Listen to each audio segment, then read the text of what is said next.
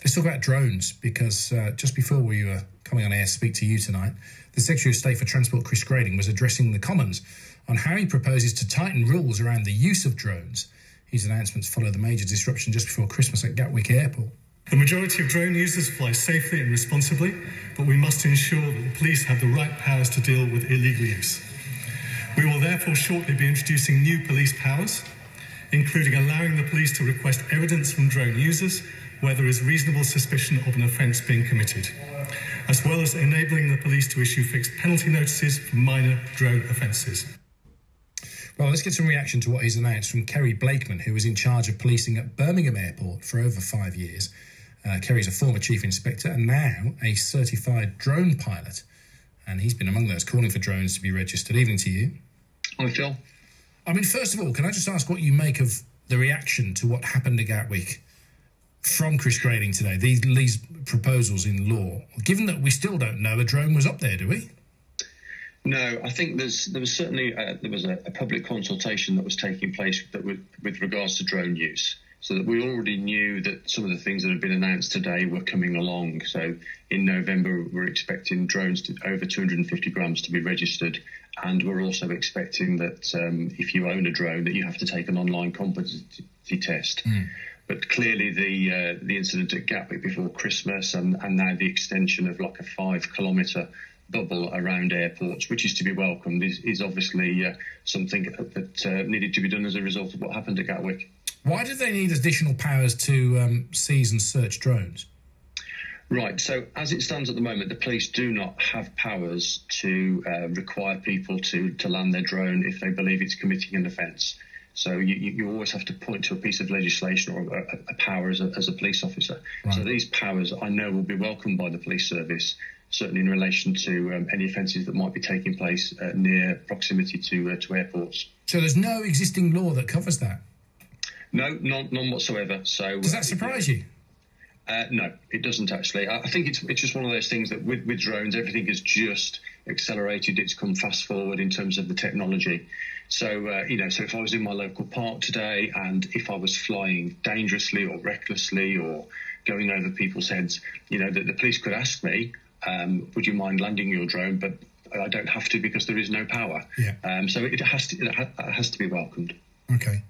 And the other headlines here from this consultation, the government are going to work on expanded use of technology to detect and repel drones in sites like airports. All the chat around Gatwick was that technology wasn't there to start with. What do you know about that? What are the facts?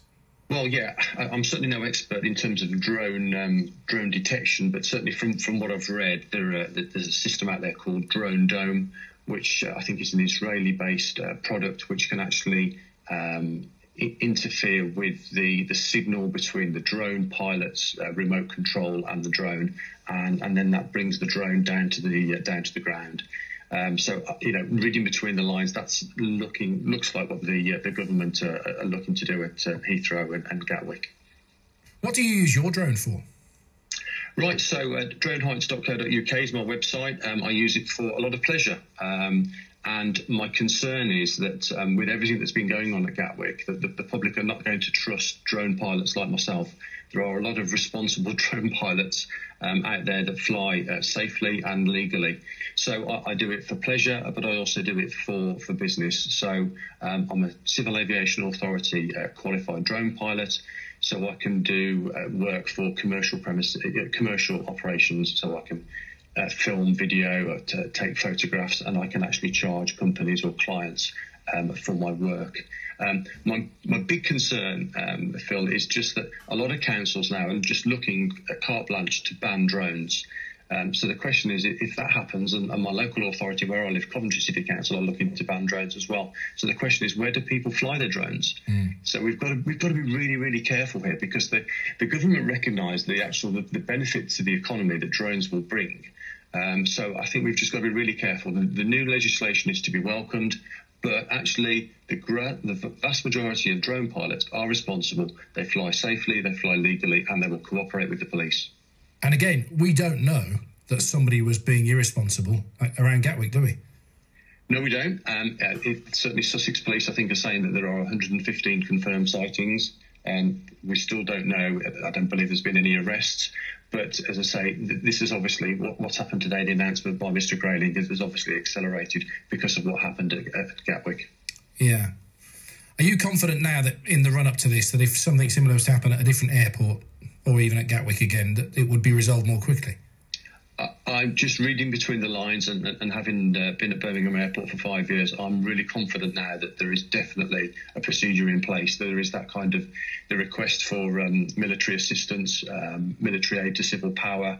I'm sure that actually that procedure is now well rehearsed, well in place. And, you know, that new bubble of 5 kilometres around the airports, it has got to be welcomed. But as I say, just to get that point across, drones can bring a lot of good to the economy. Lots of people fly them for enjoyment, for leisure. So we are a responsible bunch out there, and it's just the odd, individuals that fly dangerously and recklessly that these powers will be used against. Thank you, Kerry. Kerry Blakeman, who was in charge of policing at Birmingham Airport for over 5 years, a former chief inspector, now a certified drone pilot.